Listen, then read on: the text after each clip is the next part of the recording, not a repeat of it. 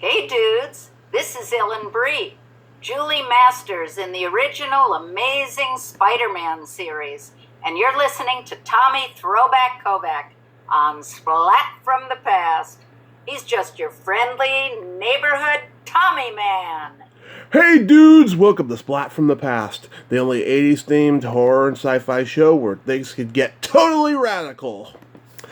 Now, I am just so excited for today's interview because I will be interviewing the great Jackson Bostwick. You all know him as the first and best Captain Marvel on the 70s superhero series Shazam. And he was also in the classic slasher movie, very underrated slasher movie, The Prey.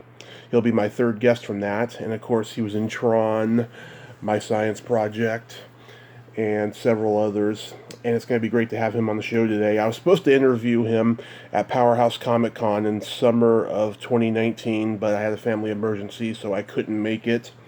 But it's going to be great to talk to him today, and I am just super excited.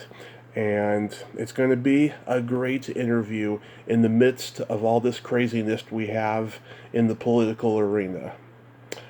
But hey, let's forget all of that stuff, and here is my interview with Jackson Bostwick.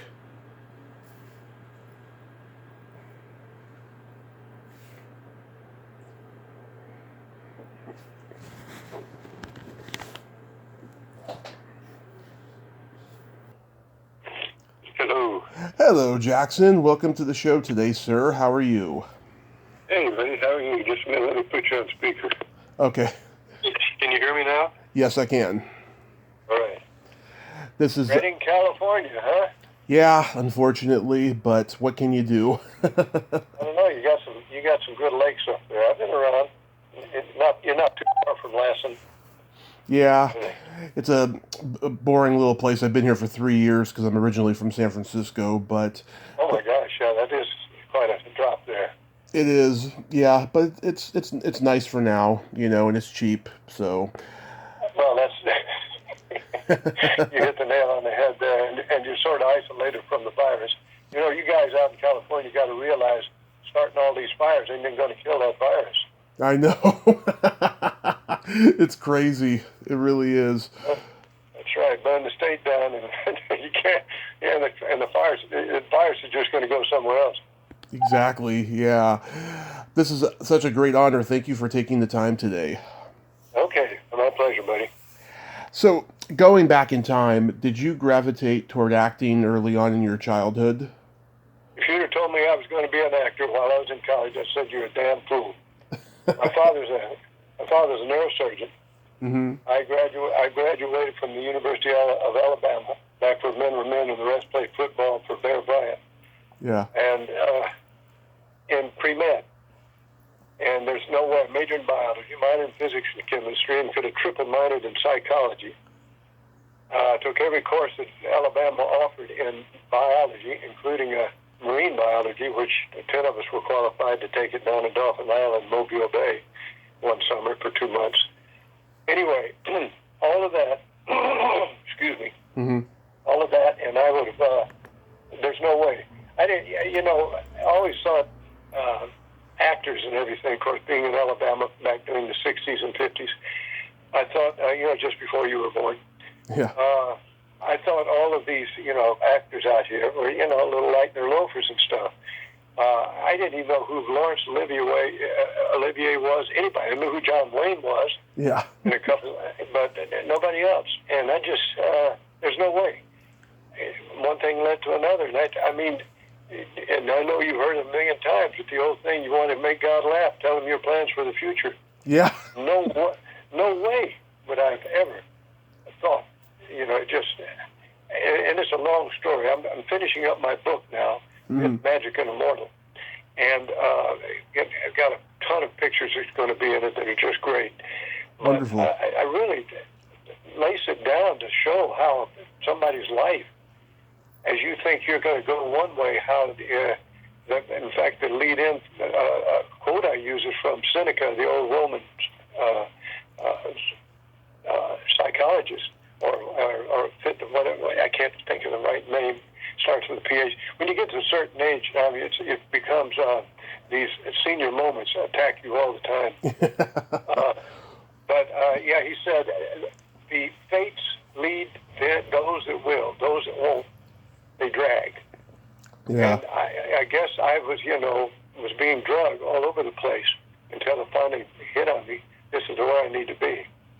So, no, there was no way that I would ever thought I was going to be an actor. I loved movies and stuff. Mm-hmm. And back then, I had my favorites, Lone Ranger, Sergeant Preston the Yukon, some fun ones. Of course, I grew up in the radio era when we had Tarzan, Lord of the Jungle, not King of the Jungle, like they have him now, and Gangbusters and The Shadow. Shadow, yeah. Inner Sanctum, all that. So, a totally different world, buddy. Oh yeah, you guys also had Amos and Andy back then.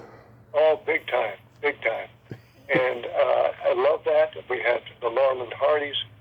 You just a great time to grow up, and especially as a child. And that's where I got the irony of it is my favorite comic book was Captain Marvel.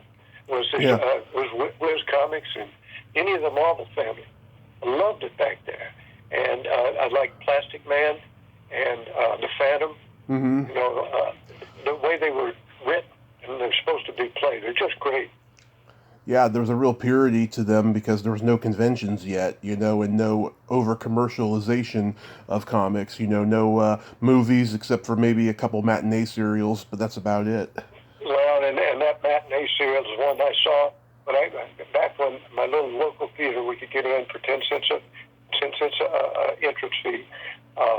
If you were 13 and under, and I always rolled up my sleeves and pants and act like I was 13. I could get in. You pay a nickel for a candy bar, and nickel for popcorn, nickel for a bottle of Coke.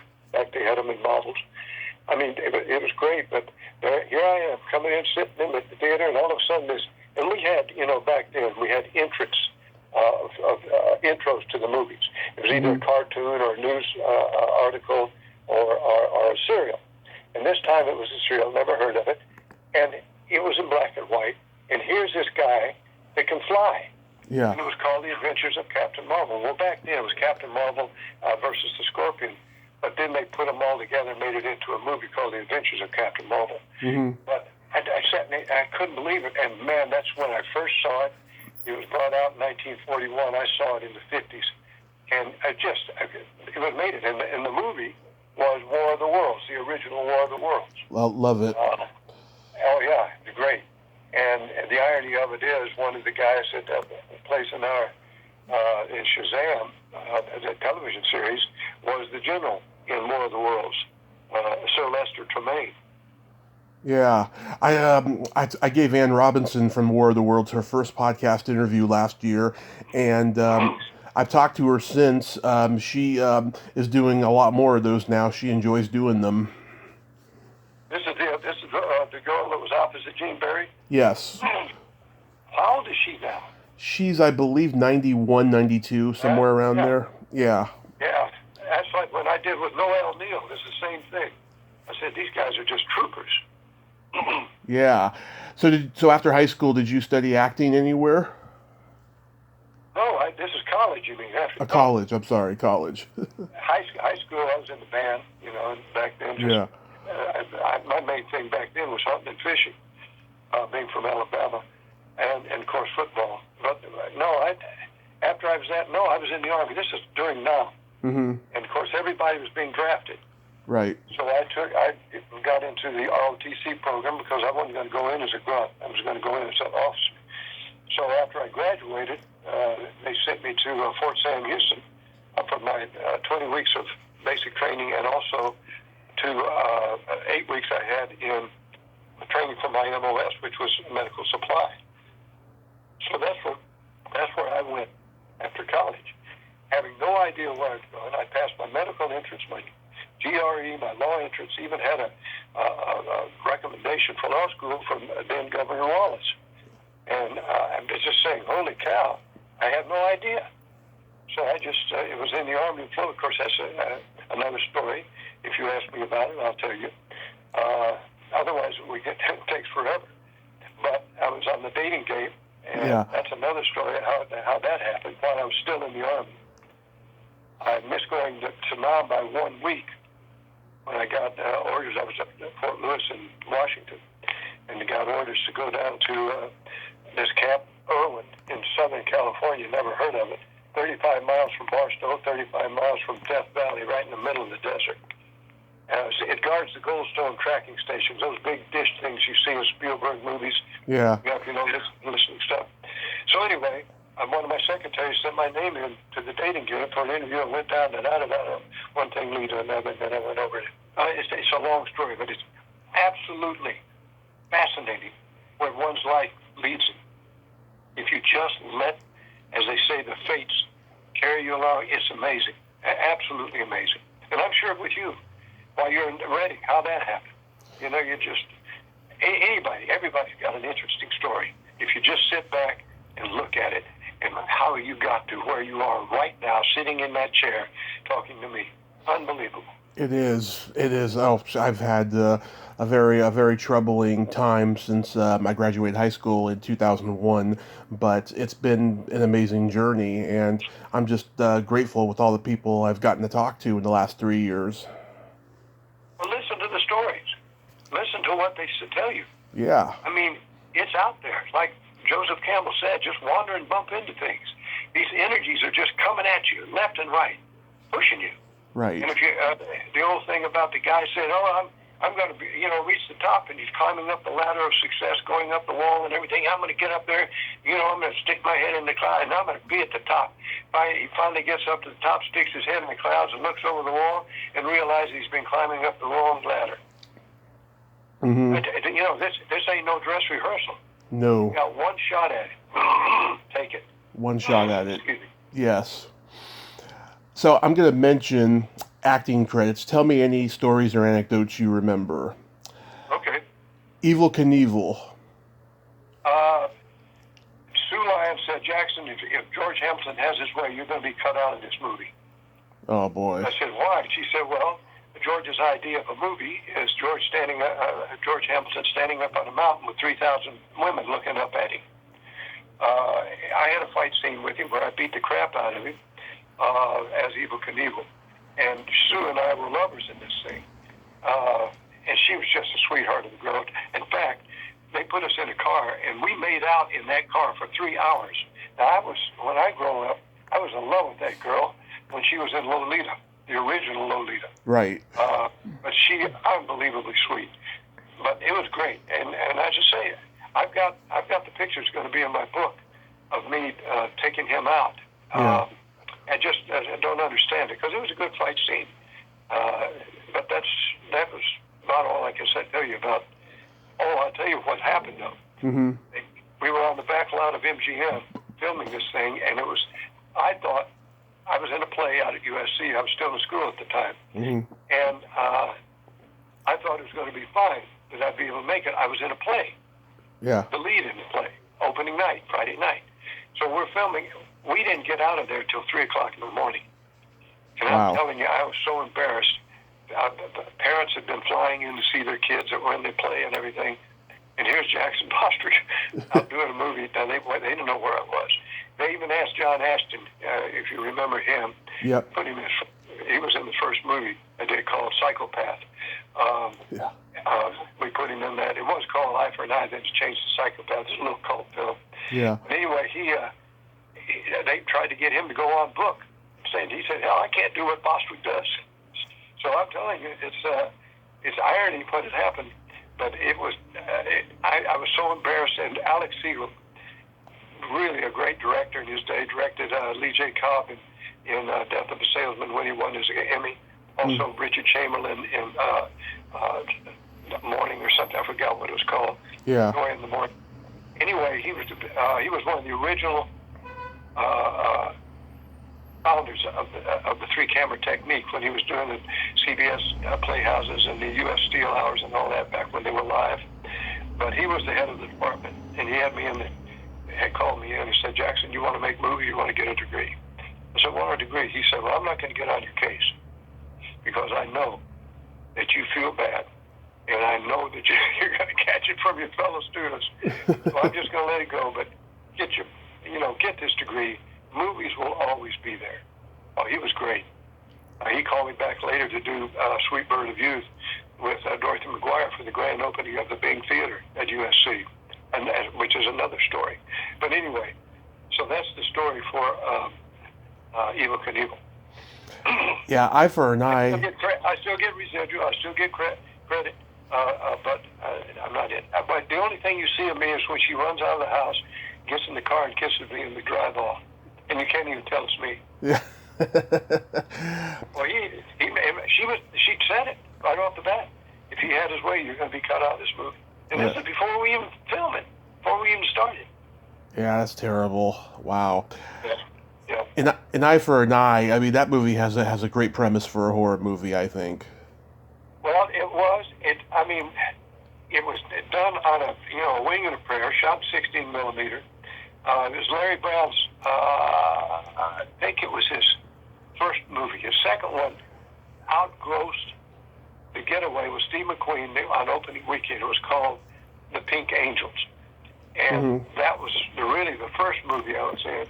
And so Psychopath was just really, it did have an interesting thing about it. Now, they called me from Florida the other day trying to get in touch if I knew where Larry Brown was and anybody that was connected with producing, because they wanted to do the same thing they did with The Prey, which just came out in Blu-ray. Yeah.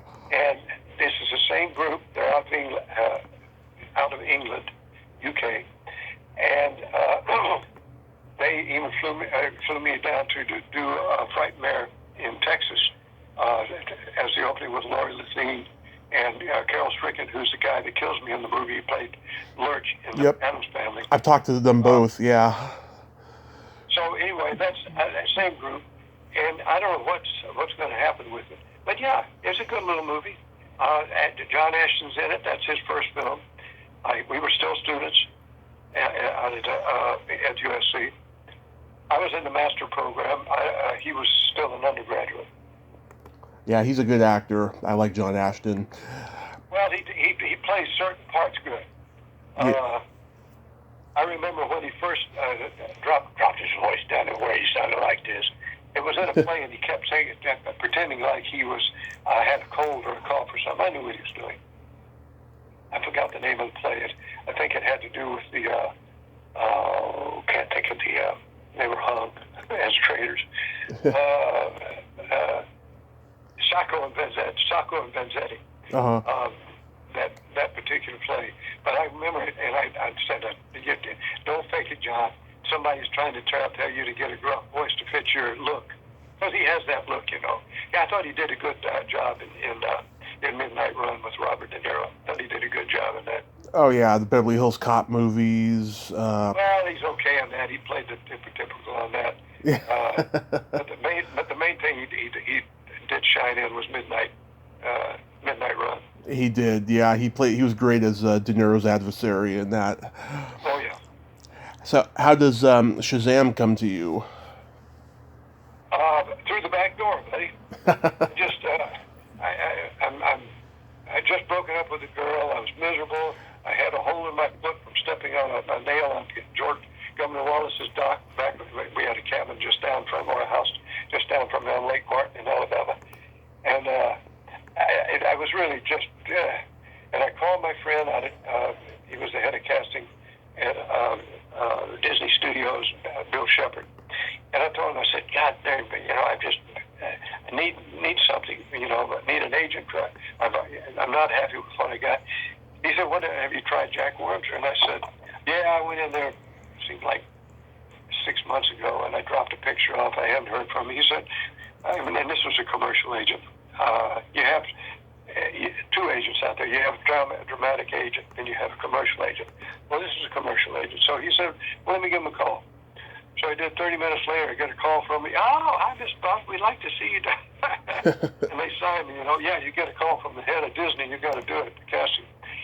So I'm with them, and 2 weeks later, I get a call, and they said they want me to go out to a place out in the Valley, Filmation Studios. I'd never heard of it. I did maybe from a roundabout way, but was not conscious of it. And they said, yeah, it's for a Captain Marvel cereal. Well, it's a commercial agent, so I think, well, it's Captain Crunch. You know, it's going to be in one of those cereals, so starting with a C, not with an S. So I get out, I go there, and as I approach this place, you know, and I'm looking to dress, and there's parking places all over the place. And if you ever go on interviews for commercials and these cattle calls out there, you can't find a parking place within 2 blocks of the place. And I pull right up to the front. Mm-hmm. I go in, and there's nobody in the foyer. So I sit down and wait, and presently this guy comes out, and it's the producer. You never meet the producer on a commercial interview, Yeah. at least back then. So anyway, he signals me in the office. I go in and we talk, and as we talk, I realize it's a Captain Marvel cereal. And boy, he's right on my right. I'm right at home now, because I could talk that character up. I knew everything about him, and plus I had the pictures that I had. I've got some flying sidekicks in karate, and some good shots athletically. Because I weighed 217 then. I had a 48.5-inch chest and a 30-inch waist, and I was judo and kickboxing, all this stuff. And I could professionally water skied at Cypress Gardens. And here I am telling this, and he looks and he says, wow, you can fly without wires. And we talk and everything. As we're leaving, he tells me later, did you notice the guy sitting in the Farmer John's on the bench, just, in the foyer there of the studio as you walked out? And I'm in a white T-shirt, jeans, and cowboy boots. That's my normal uniform, if you will, for commercials. Mm-hmm. And I said, no, not really. He said, well, as you went by, and I'm paraphrasing this because I can't remember the exact words. He said, wow, now there goes a Captain Marvel. This kid did. And he said, you know who that was? I said, no. He said, that was Mark Harmon. He had just graduated from UCLA as their star quarterback, and he was in the Final Four for Captain Marvel. They had been looking for 4 months for Captain Marvel. They had gone from actors that were athletes, athletes that were actors, they were back to actors that were athletes. And he said that when I heard that, I already knew pretty much that you were going to be the one. I just walked in. I mean, this is one of these last-minute things, because Jack Wormser happened to be a friend of Bob Chenault, producer, and said, hey, I got a guy I think would be perfect. And he said, when I saw your smile, heard your voice and everything, and saw what you could do, I pretty much knew you were going to be the one. He said, but when he said that captain, and that's how I got it. Wow. And now, before the injuries happened and all the drama and stuff, was it a fun show to shoot? Absolutely. And I was into it. Every day that I was not on set or anything, I was at the studio threading up and running the silent films. The editor would let me have them. He showed me how to thread them up, and then every day after that, I'd do it on my own. I'd sit there by myself and watched it silently.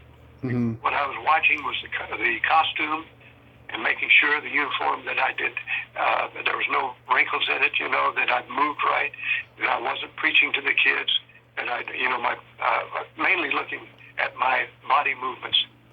Heck with the dialogue. I knew I'd nail the dialogue, but I wanted to make sure that I gave the right approach with my body language. And because the kids are the worst critics in the world. Yeah. They sit there and they scope out everything. So that's what I do, and I mean I really put my heart into that to make that thing the best thing that I could do. Nice. I'm sure Les Tremaine, he had great showbiz stories to tell you. Les was a distant character. I've never warmed up to him. He and I worked perfectly off of the when we were on set. Very professional. Mm-hmm. But I later found out through Michael Gray that he hated me. He absolutely hated me. Now, when we started out, Bob Chenault, we were over at Western Costume getting measured for the costume. And Bob Chenault told me, he said, you're going to have some problems. So what do you mean?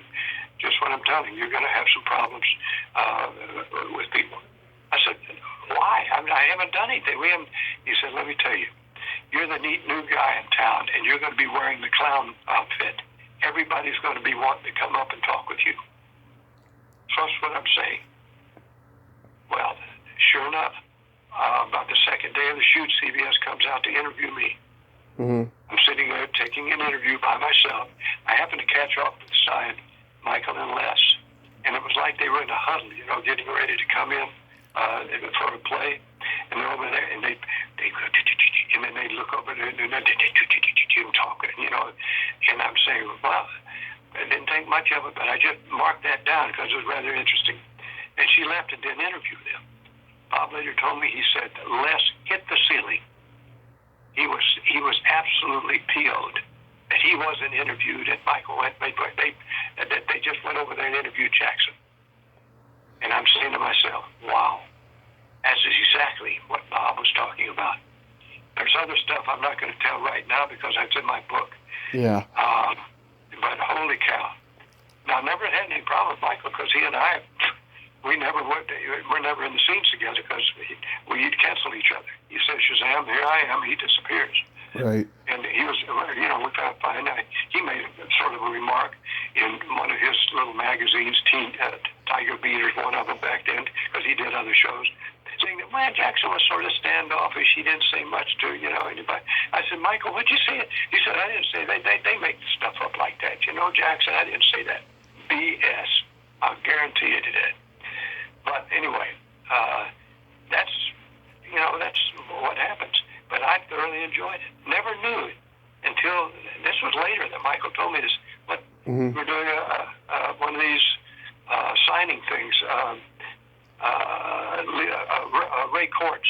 Now it's called Hollywood Celebrities or Celebrity Hollywood or something like that, where a bunch of celebrities come out and you go get their autographs and stuff. Yeah. But this happened to be a show, and it's the only show I've ever done that he was around. And that's when he told me, he said, Jackson, you seem a little aloof. I said, well, anyway, I'll tell about it. I got all that in the book. Yeah. Did you know the Secrets of ISIS people, Brian Cutler and Joanna Ping? And Brian, I used to run into a farmer's market. Never did. They said the crew invited me out after I was fired on the set of ISIS because the crew and I we got along so good, especially my safety man, Big John Carroll. Mm-hmm. He was he ran the lighting boards, the reflector boards. He was on the lighting crew. Great guy. We just bought, here's another story, 500 pictures. He always had his camera around, and that became available. And this gentleman I know that we're doing something right now together, Troy Kennedy, he's out of Wisconsin. He bought them, and I mean, this got some incredible behind-the-scenes shots. I've got a bunch of them too, including the injury on my Super 8 film, which won the arbitration right off the bat. That's another story. Mm-hmm. I lost my train of thought. Well, anyway, it's in the book. Yeah. Forgot what I was talking about. Senior moments. Yeah. Now, with The Prey, that was Jackie Coogan's last movie. He was great. Here's the thing. Ed Brown put him through, we had a scene where he had to describe what was happening with the fires and the killings and stuff like this. And I'm sitting there eating a cucumber sandwich or something, which sort of turns me off of it. Yeah. But he made him repeat this scene. It seemed like 16 times. And I'm telling you, it took him almost 5 minutes to sign my script. And he had that stroke. He had that stroke. Oh. And he couldn't do it. That's why I said he put him through all this, doing that. Well, the scene that I did in there, the wide-mouthed frog scene, which was on YouTube for a long time now. Everybody's doing it on YouTube. Yeah. I can't even find the original that I did. That he made me repeat that at least 9 or 10 times, and I'm feeding that deer in the scene. But that's a cute scene. Yeah. Was that a joke someone told you? Well, Ed told it to me, and he said, "Now here's the thing I want you to repeat." told me a story, so I put it. That's my own words. You know, I may have added an animal or two. I can't remember. I know I had a rabbit and something else, but that was. He told me that, and he said, and then he had me repeat it. So when I told the story, he had me do it 9 times, and it's 9 different stories because each time I'm, adding stuff or subtracting or whatever. Yeah. Now it works. Yeah, it does. It does. It's pretty funny. Now, with TRON, are you just shocked at how much people love this movie more now than they did when it first got released? Well, at the time when we're doing it, you can't tell anything. We're in there in the studio. Now you can go. Disney is famous for their storyboards. When you're doing a film, I did my first film with them was Island at the Top of the World, which my last scene that was cut out. It's a shame. I still get residuals and everything. I still am listed in it. But you walk in, you go right over the storyboard, and you can find your scene, and you can see exactly how it's going to be shot, and I mean exactly, with the dialogue underneath. So you know if when you're going to be in a close-up, when you're going to be in a medium shot, and so forth. So anyway. I'm the head guard, and I'm usually pushing Jeff around, or I'm with Stark, who was the bad guy. And we get up. They had us when we would walk on these. I mean, it was like planks, boards that just went out in the middle of nowhere over these scaffoldings, like you were a bricklayer on the side of a building, walking on these scaffoldings. And you're looking over, and it's all what they call sodium screen. Back then, when I did Captain Marvel, Shazam, it was blue screen. But Disney uses sodium screen, and it's what it looks like. It's sort of a yellowish green. And the whole soundstage is just one big sodium screen. And you look out, and that's what we are. And when the movie came out, I swear I can't figure out where in the Sam Hill I am, or where we are, or when was that scene. Only that I know that I'm close to Stark, or I'm with pushing Jeff around. That's the only way I can tell. Otherwise, they lay in all this stuff in there, and I can't recognize it because it never was a scene until they laid it in later. Yeah, my parents took my brother to see it a year before I was born, and they came out of that theater feeling like they just had a psychedelic acid trip. Well, yeah, at the time it did well, but it's doing so much better, like you said, because it's more appreciative now. It was so far ahead of its time when it was done. But now people can appreciate it, especially with the new one that just came out a few years ago. They flew me back into D2, Disney D2 in Burbank. Not Burbank, in just about a mile from Disneyland. And I was right there with the other 2 stars of the show, Cindy Morgan and Mac Lackner. Bruce Boxleitner, yeah. I was up with that. I should have gotten that movie. But what the heck is, it's not who you know. It's, well, I'm not going to say the other word. It's all in who's your agent, who's your manager, or whatever. But yeah, Jeff was so young then and very slim. And he was always bouncing around playing. He was playing these pinball machines, during the breaks and stuff like that. I remember that on the set. But very, a little distant, but nice guy. Yeah, I was reading in the news last night he's sick or something right now. Uh-oh. I hope he didn't get the virus or something. It wasn't COVID, but it was something pretty bad. I was reading, though, unfortunately. Oh man. Yeah, he's one of my favorite actors too. Oh yes. Oh, Tombstone, come on. Tombstone, there's a good movie. Oh, he wasn't in Tombstone. He was in what's that movie? He wasn't in Tombstone. He played Wyatt Earp against Val Kilmer's Doc Holliday. One of the best Tombstone movies you've ever seen. I thought that was Kurt Russell. Oh, you got to go get it, buddy. I've seen Tombstone. Yeah, Kurt Russell. I think he plays Wyatt Earp, doesn't he? Oh, you're right. Yeah. Another guy other, the one that he played was Wild Bill Hickok. That was the one he was good at. Yes, that's right. Wild Bill. I forgot about that. He was great. Yeah. Did you interact with Russell.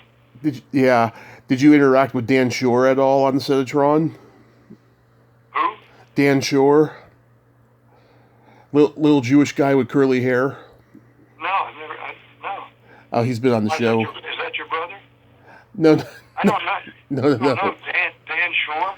Yeah, Dan Shore. He. What character did he play? Oh God, what's the name? It's a Jewish name. I'm trying to remember. Really? Yeah. It must have been before they went into the computer. Oh yeah, Ram. He played. Was that before he went? Was he in the computer, or was he the one before Jeff got sucked into the computer? He was in the computer. Yes. He was. Yeah. Well, I remember David Warner. Yeah. And Jeff, and I don't think I remember the girl, Cindy. Wow. No, I don't. Why? What happened? No, I was just curious because I've talked to him. He's a very nice, very funny guy. I was just curious. Oh, okay. Has he been in other movies? I might recognize him in. Oh, he was in Bill and Ted's Excellent Adventure. He was in Mike's Murder with Deborah Winger. He was in a lot of movies. Wow. Oh, okay. I'll have to look him up. Yeah, but Cindy's very nice. I've talked to her too. Yeah. Do you have a story about My Science Project? Not a lot. We shot that in Tucson. One night they blacked out the whole city block to do something on there.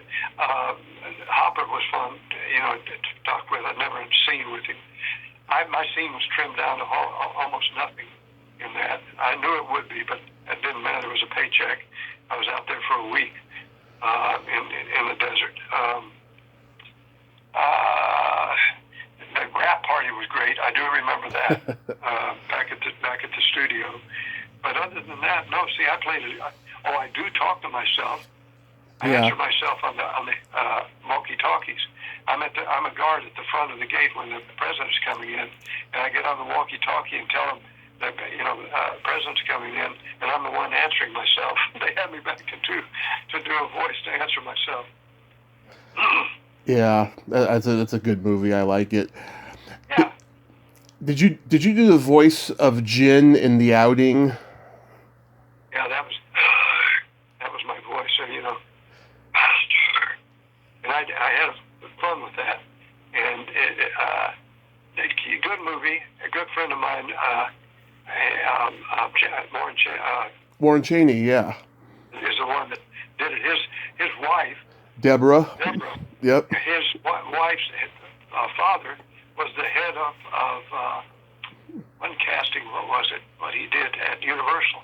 Yes. I can't remember his. I can't remember his name either, but she told me. Well, his last name was Channing, but I can't remember. Yeah. I'm not Channing, but Winters. Winters. Yeah. What's his name? Not Warren. Brian Winters. Anyway, you can look him up and find him on the older movies that he's around. But just great. It was a lot of fun doing that. I did it all. I wasn't on the set or anything. This was all done afterwards, and I did it in a sound studio. You got into teaching acting at some point, right? Oh yeah, I taught it sometimes privately when I was out there. I had some fun people that I've worked with. Robert Graham Paris, who was great. I go into his class, and it was in his little bungalow in Hollywood Hills. And as I'm going in, Bill Bixby's coming out, and then as I'm coming out, David Carradine's going in. Yeah. He taught Lucille Ball, all these people. I know all their techniques. Clint Eastwood, I know exactly what his technique is. I know exactly what it is. With the eye, the twitching under the eye, and the snarl, and all that was all taught in this guy's private lessons. He taught us timing and all this with the facial stuff. It's the same that Sean Connery does. All those expressions he gets with his face. That's all training, and it's great. It is natural stuff. You're trained to do that, and do it on cue. But yeah, I taught some. I helped with Lorraine Tuttle with her class. Then I taught when I moved back to Alabama.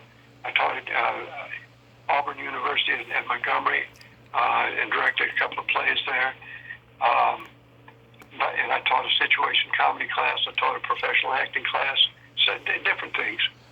Wow. Did you get a satisfaction teaching that you didn't get actually acting? Did I what now? Did I do what? Did you get a satisfaction from teaching that you didn't get one when you were actually acting? No, it all melds into the same thing.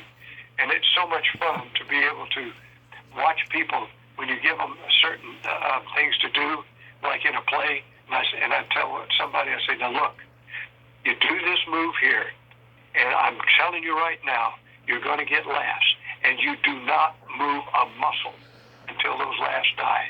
Do you understand that? Trust what I'm telling you. You're doing it now, and nobody here because it's rehearsals. But when you get an audience, you're going to get a huge laugh. It happened every time, and it's so much fun watching it. And then having Kim coming back and said, "Wow, that was so great! How that happened?" And I've done that several times because I took the comedy workshop. Bill hadn't taught it out of Paramount, and that was took over from what's his name? Oh gosh, Harvey Limbeck. Harvey Limbeck used to have it out there, and I came in just after Harvey died when Bill took over, and then I followed in when his daughter when they split, and Bill died of AIDS, and I took it up with his daughter Limbeck, but that's a great class, comedy workshop. I've heard. We have some great people come through there. I've talked to some, yeah.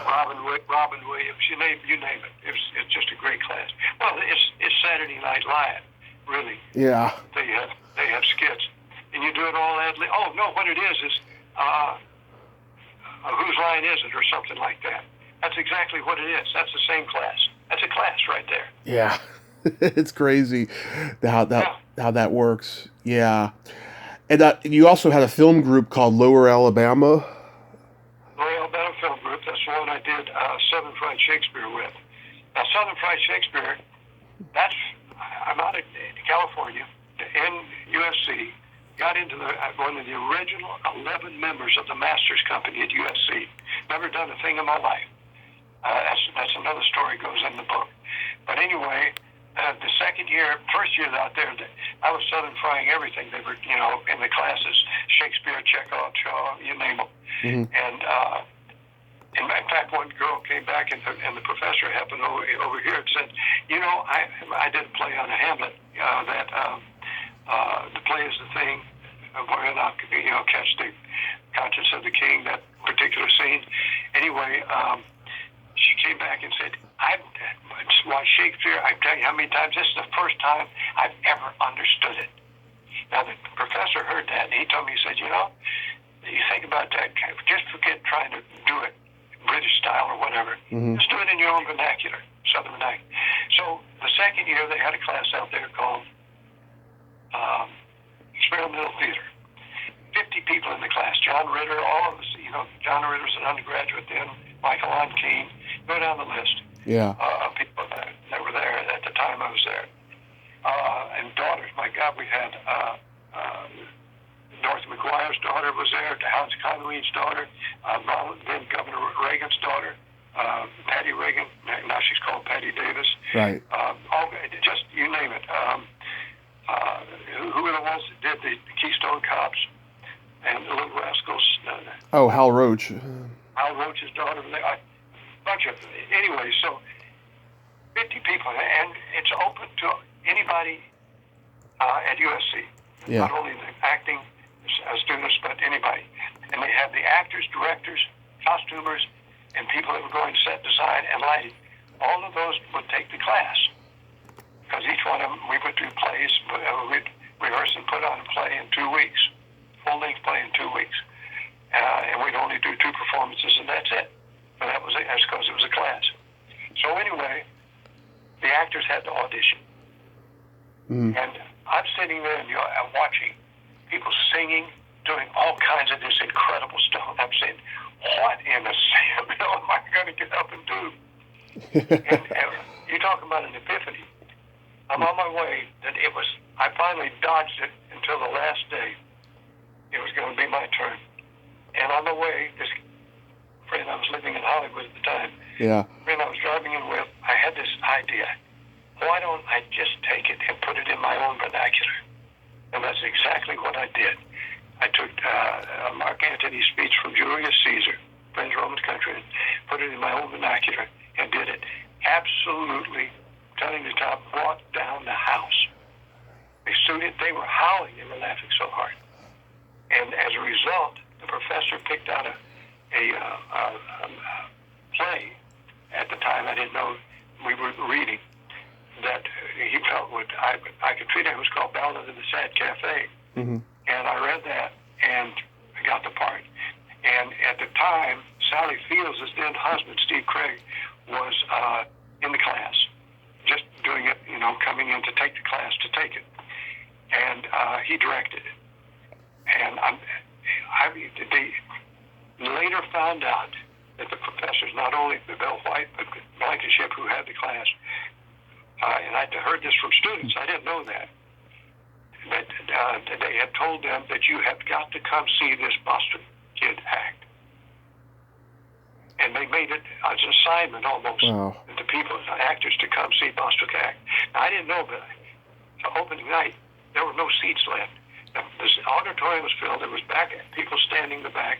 They had opened the doors and put chairs out into the outside area, down the walkway and on the grass and everything. It was packed. And second night too. Sally Fields was in the first night, and absolutely, Tom just blew them away. I was scared to death until I got that first line out. Am I going to forget a line? Never done this, play or have a full length. I've done little bit parts and stuff. Yeah. My first year, they were sort of nice to me. But when I got my first laugh, I knew I had them. And then on it just sailed. And it was, in fact, John Ritter came backstage and said, I have never seen acting like that in my life. I couldn't tell where you were talking or where the lines were. That's amazing. Oh, my God. You've had some amazing experiences, Jackson. How far along are you with your book? Well, the book, and it's a great read. It's fun. You can laugh. It's really fun. And you really see something there. My movie, Bloody Mary Light, I say, is almost finished. Go on YouTube, you can see that. Go put Bloody Mary, and it's Lite. Mm-hmm. Because it's a spoof. It's a spoof on Bloody Mary. And it's called An Urban Fairy Tale. But it's that I've got coming, the book I've got coming. We are having built a big red cheese mobile. You got to this thing. A guy came down from Wisconsin, Troy Kennedy, came down from Wisconsin, bought the car that was in my family, and I still had a 73 Chrysler Imperial, last of the USS Chryslers. Huge. It's got more metal in it than the entire Toyota lot. Big 440 Magnum engine, the whole thing. And that happened when I was Grand Marshal of the Talladega 500. Wow. That's another story. I'll tell you on that in the book. Read the book. Okay. Anyway, so that being made into now that they've come out with this stupid movie Shazam, changed his name and made this guy a buffoon. The guy that's playing Shazam is no more Captain Marvel than I am Wonder Woman. And he's out there. They just tear that great story up. And they instead of taking it and doing like Spielberg did with Indiana Jones and putting it back in the period that they think was written in, they bring it forward, and they got him chewing, blowing bubbles and sucking on Slurpees and doing all kinds of stuff. I read the first script by Goldman, and it was filthy.